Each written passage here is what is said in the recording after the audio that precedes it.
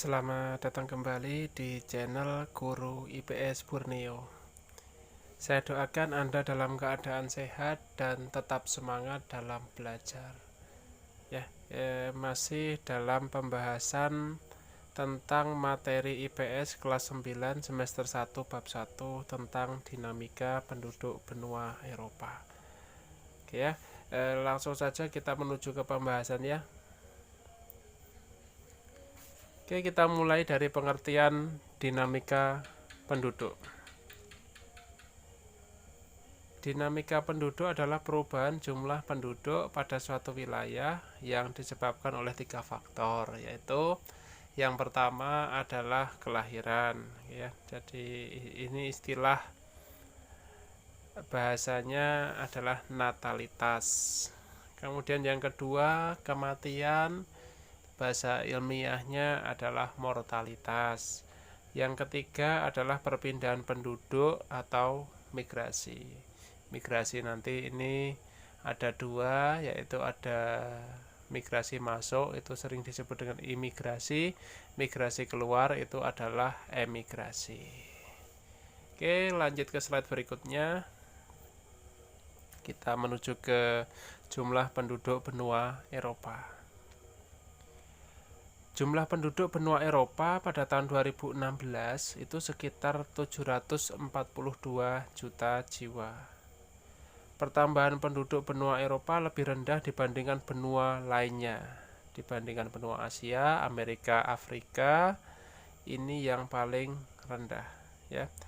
Hal ini dikarenakan angka kelahiran yang lebih rendah dibandingkan dengan benua lainnya.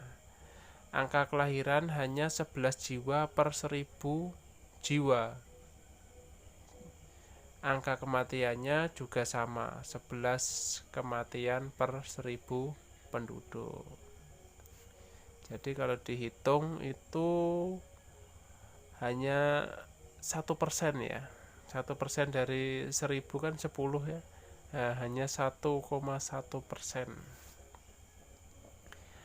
Oke, kita lanjut. Sekarang menuju ke persebaran penduduk benua Eropa. Penduduk Eropa ini tersebar di sejumlah wilayah. Umumnya terkonsentrasi di Eropa Utara, Selatan, dan Barat.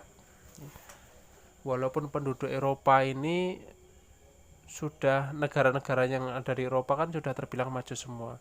Itu pun penduduknya juga masih terkonsentrasi di beberapa wilayah yang bisa dikatakan memang sangat maju begitu ya.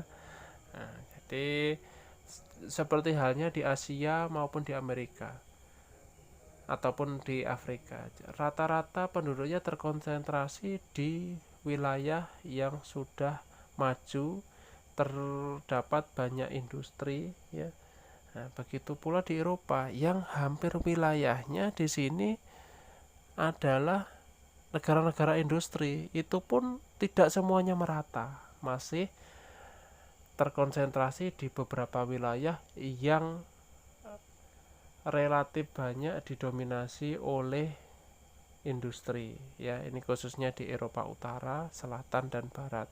Jelas ya, Eropa Utara di sini ada Inggris, Eropa Selatan itu ada Portugal, Spanyol. Nah, Eropa Barat jelaslah ada banyak negara yang sudah sangat terkenal ya, Prancis, kemudian ada Jerman. Nah, itu bahkan sampai ke pedalaman pun ada industrinya begitu ya. Oke, kita lanjutkan. Konsentrasi penduduk tampak pada kota-kota besar seperti Amsterdam, ini di Belanda ya, London ini di Inggris, Madrid ini di Spanyol, dan Warsawa ini di Rusia. Ini di Jerman ya, konsentrasi penduduk tidak hanya di pinggir pantai, bahkan sampai pedalaman, mengingat banyak kota dan industri. Jadi dari sejumlah negara ternyata Jermanlah yang konsentrasi penduduknya lebih merata gitu ya, karena memang pembangunan industri di Jerman merata, tidak hanya di beberapa tempat yang strategis, juga sampai merambah ke wilayah pedalaman. Oke, kita menuju ke komposisi penduduknya. Kita akan membahas komposisi penduduk berdasarkan usia ya. Penduduk benua Eropa yang berusia di bawah 15 tahun itu sebesar 16%. Kemudian penduduk usia 15 sampai 65 tahun sebesar 67%. Jadi 2/3 dari penduduk benua Eropa ini termasuk kelompok yang produktif. Artinya ini mampu mengcover beberapa jumlah penduduk yang tidak produktif, seperti halnya di bawah usia 15 tahun dan di atas 65 tahun. Penduduk dengan usia di atas 65 tahun sebesar 17%. Artinya kalau di total yang non produktif itu ada 33%, sementara yang produktif ada 67%. Jadi lebih banyak yang produktif, artinya secara ekonomi mampu menutup yang non produktif. Oke, kita lanjut ya. Pertumbuhan penduduk benua Eropa. Tingkat pertumbuhan penduduk rata-rata benua Eropa sangat rendah, bahkan kurang dari 1%, yaitu hanya 0,2% per tahun. Oke ya, tadi dilihat dari angka kelahiran dan angka kematian. Angka kelahirannya 11, angka kematiannya juga 11. Itu kalau dikurangi kan 0.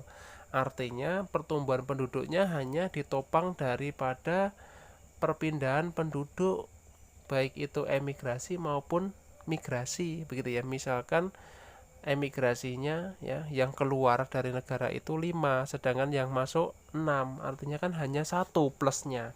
Artinya 1 dari 1000 tadi berapa persen? Nah, makanya hanya 0,1, hanya 0,2% per tahun. Artinya yang keluar dan yang masuk itu selisihnya hanya sangat sedikit sekali. Kalau dihitung dari angka kelahiran dan angka kematian itu pun sama. Mati 11, hidup 11, ya sudah, habislah 0 kan artinya. Nah, begitu. Jadi untuk pertumbuhan penduduknya sangat kecil di benua Eropa. Bertambahnya penduduk benua Eropa justru banyak disumbang dari migrasi masuk Eropa dari benua lainnya. Kepadatan penduduk di Eropa ini sekitar 34 orang per kilometer persegi, ya, dilihat dari jumlah penduduknya, kemudian juga dari luas wilayahnya. Oke, sekarang negara dengan kepadatan tertinggi di Eropa adalah Monaco dengan kepadatan 16.477 orang per kilometer persegi. Kualitas penduduk benua Eropa. Kualitas penduduk ini dilihat dengan menggunakan Human Development Index (HDI). Kalau dalam bahasa Indonesia itu istilahnya adalah Indeks Pembangunan Manusia atau sering disingkat IPM. HDI ini merupakan gabungan dari 3 indikator, yaitu angka harapan hidup, pendidikan, dan per kapita. Apabila suatu negara ini memiliki skor HDI yang tinggi, berarti menunjukkan angka harapan hidup yang lebih panjang, umurnya lebih panjang, jadi banyak golongan tua. Pendidikan yang lebih lama, ya, pendidikan yang lebih lama artinya di negara misalkan Inggris itu rata-rata mereka pendidikannya minimal di angka S1. Kalau di Indonesia minimal SMP. Nah, begitu. Kemudian pendapatan per kapitanya lebih tinggi gitu.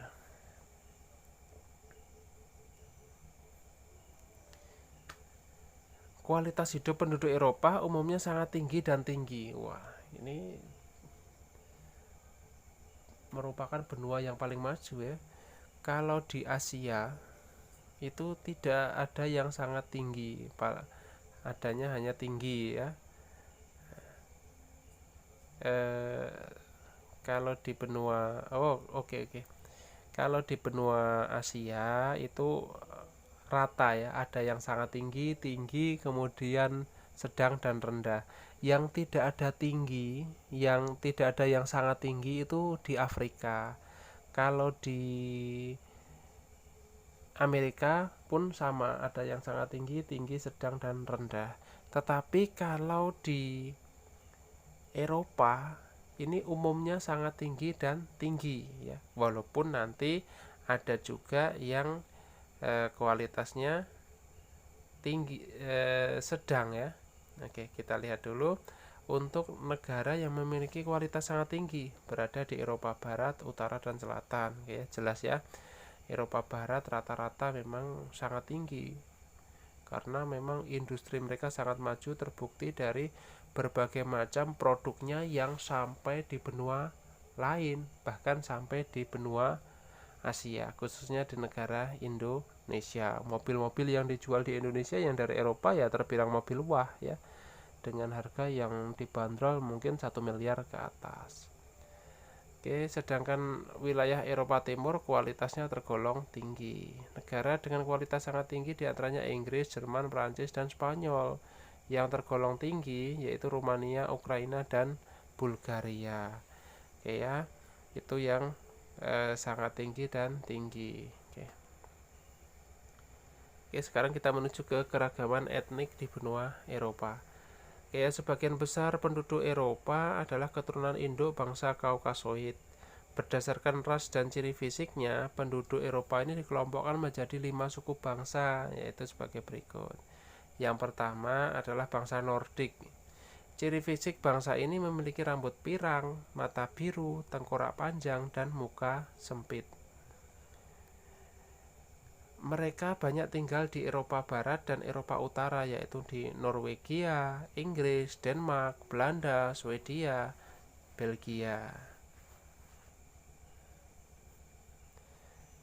Yang kedua adalah bangsa Alpen. Ciri fisiknya memiliki rambut hitam, mata hitam, tengkorak lebar, dan tidak terlalu tinggi. Suku bangsa ini banyak terdapat di Eropa Tengah dan Eropa Selatan, yaitu di Prancis, Swiss, Polandia, Australia, dan Jerman. Kemudian bangsa Mediteran. Ciri-cirinya memiliki rambut hitam, mata hitam, badan dan tengkorak menyerupai bangsa Nordik. Terdapat di Eropa Selatan, yaitu Yunani, Italia, Portugis, dan Spanyol. Oke ya. Mohon maaf untuk tulisan yang di bawah ini yang agak kurang jelas, itu adalah kalau terlihat itu adalah tulisan Spanyol. Oke, kita lihat berikutnya untuk yang suku bangsa yang keempat. Suku bangsa yang keempat adalah suku bangsa Slavia. Ciri fisiknya menyerupai bangsa Alpen. Mereka banyak tinggal di Eropa Timur, yaitu khususnya Kroasia, Bulgaria, Serbia, Montenegro, Ceko, Rusia, Ukraina, dan Slovakia. Ya, rata-rata di beberapa negara sosialis, komunis begitu ya. Kemudian bangsa Dinarik ini cirinya memiliki rambut gelap dan banyak terdapat di Rumania. Ini merupakan suku bangsa khusus ya, yang memang tidak banyak sehingga mudah ditemukan ya. Jadi kalau misalkan muncul soal seperti ini, suku bangsa Dinarik, itu jawabannya tidak lain adalah di Rumania. Oke, sekarang kita membahas tentang kehidupan agama penduduk benua Eropa. Penduduk Eropa menganut beragam agama seperti halnya di benua lainnya. Oke ya, teman kan tetap ada yang mayoritas begitu ya. Agama dengan jumlah pemeluk terbanyak, nah inilah mayoritasnya ya, adalah Katolik Roma yang tersebar di Perancis, Spanyol, Portugal, Italia, Irlandia, Belgia, dan Polandia. Oke ya. Jadi Katolik Roma ini jadi segala sesuatunya nanti biasanya dikembalikan ke paus ya, ketika ada sengketa di beberapa negara di yang ada di sini ya, Spanyol, Portugal, Prancis ini biasanya ketika terjadi dulu, ketika pernah terjadi persengketaan antara Spanyol dan Portugal juga diselesaikan oleh paus saat perebutan wilayah Filipina ya, Filipina dan wilayah Maluku. Itu dulu diselesaikan dengan perjanjian Zaragoza, di mana Spanyol dan Portugal akhirnya harus menyepakati satu perjanjian yang diatur oleh paus. Oke. Kita menuju kelompok terbesar kedua ya.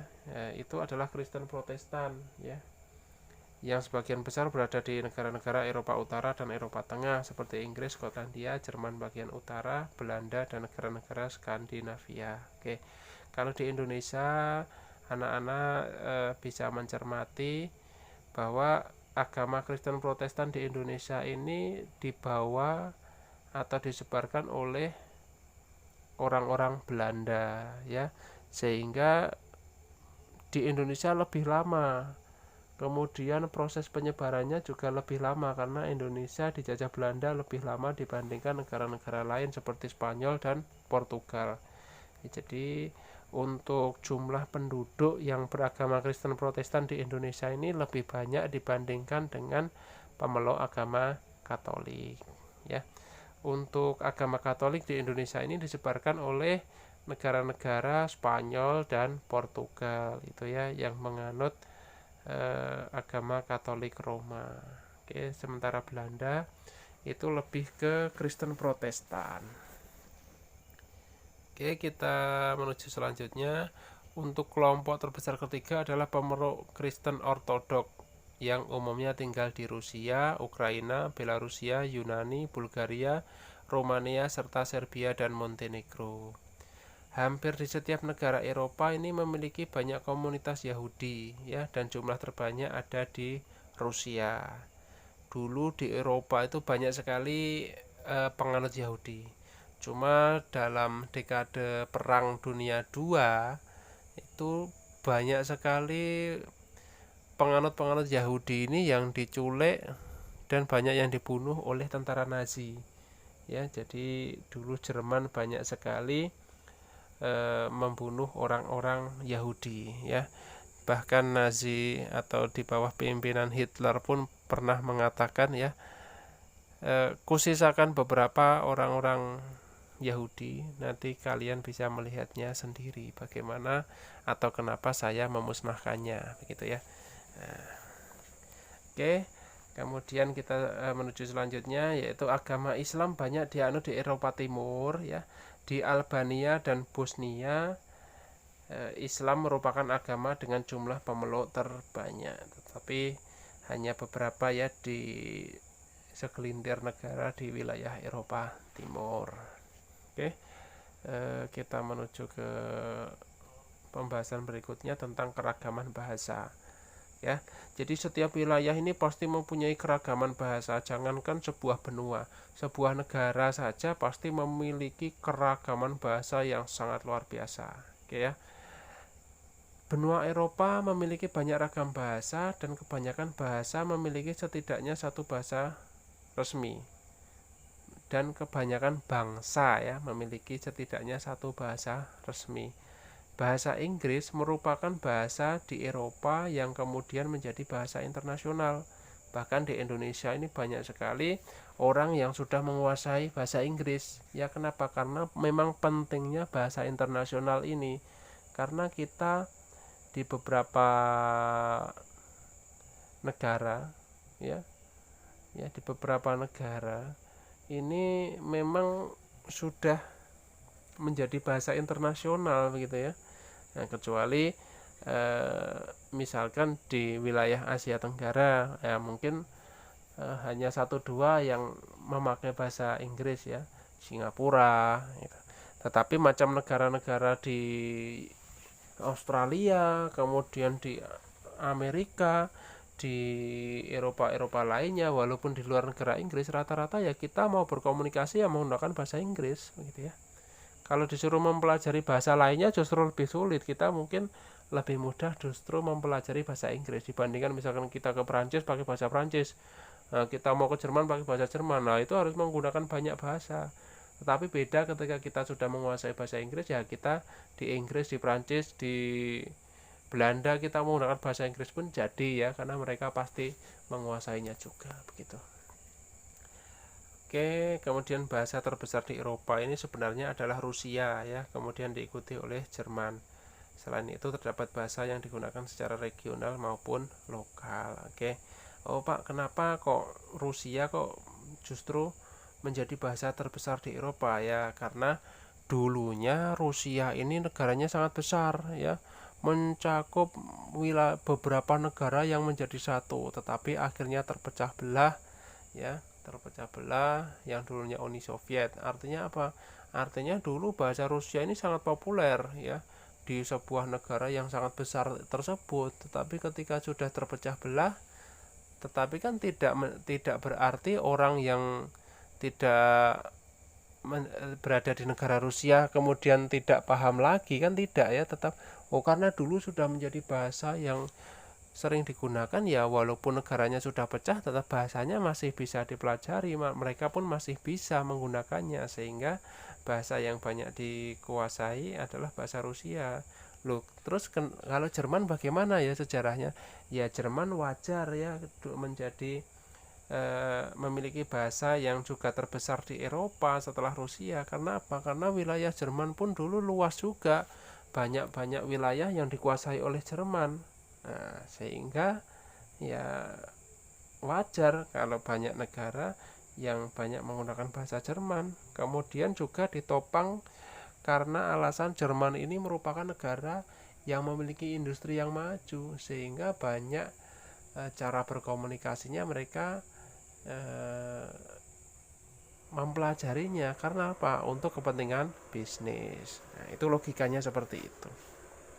Oke, kita menuju ke keragaman budaya penduduk benua Eropa. Eropa memiliki ragam budaya dalam bentuk seni dan makanan. Banyak, ya, ini salah satunya dalam bentuk seni dan makanan. Karya seni masyarakat Eropa telah lama berkembang, bahkan sejak zaman prasejarah, dalam bentuk lukisan gua dan lukisan batu. Periode berikutnya adalah periode klasik, Bizantium, abad pertengahan, Gotik, Renaissance, Barok, Rokoko, Neoklasik, Modern, dan Pasca Modern. Sumber budaya Eropa yang terkenal adalah Yunani dan Romawi. Jadi budaya Yunani dan budaya Romawi ini sangat terkenal dan menjadi yang paling terkenal di Eropa. Misalkan itu di Asia mungkin sama tenarnya dengan di Asia, ya, itu misalkan di Asia mungkin sama tenarnya seperti halnya dengan negara Cina, ya, kalau di Asia. Kalau di Afrika ya bisa jadi mungkin Mesir, begitu, ya. Kalau di Amerika ya mungkin Amerika Serikat, ya, ataupun mungkin Meksiko, ya, itu sama-sama negara-negara yang memiliki budaya yang sangat kental, budaya yang sangat banyak, beragam, dan bisa dikatakan adalah kiblat budaya di masing-masing benua. Oke, sampai di sini dulu tentang pembahasan dinamika penduduk Eropa, ya. Semoga bermanfaat. Oke, ya, silahkan subscribe apabila video ini bermanfaat. Oke, nyalakan juga lonceng notifikasinya. Oke, terima kasih, bye bye.